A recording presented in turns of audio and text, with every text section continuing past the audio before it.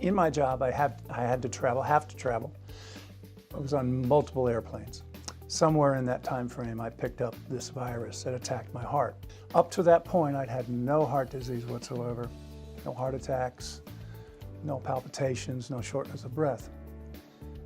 On the 28th of July, I felt fatigued, thought I had a cold, tried to sleep that night. The morning of the 29th, it was worse, and my wife said, let's go to the hospital, and that started the whole episode, and it was heart failure. They quickly diagnosed what the issues were, and they put me on a helicopter and sent me to Piedmont. The moment they told me I was getting on a helicopter, I realized I was in deep trouble.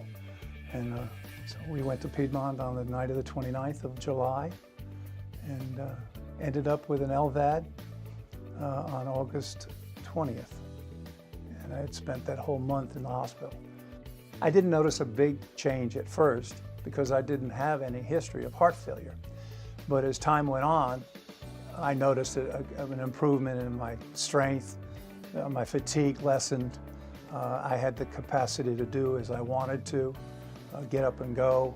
Of course, all subsequent tests showed that my organs had fully recovered and that, that I was a viable candidate for a transplant.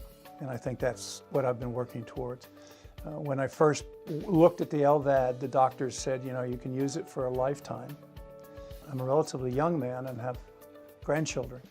And so I really want to move forward with a transplant. And this was the best bridge vehicle, is how it's been positioned. And I think that's exactly the way I treat it. It is a safety net. It is a method to stay alive, because my heart will not keep me alive in its current failed position. So the LVAD fills a very vital need. The phone call about a transplant is something I've thought about a lot. We keep my wife and I keep our cell phones on all the time. And we've talked to the coordinator, and they'll make the phone call. And it'll be one of those moments in time that you probably will never, ever forget. Because then you have a certain amount of time to get to the hospital, and then you're in surgery. I mean, there's no waiting around at all. It's rather quick. I look forward to that. I really, really do. And there's some people say that's scary. Yeah, I guess it is, but I think that's the next step in my life.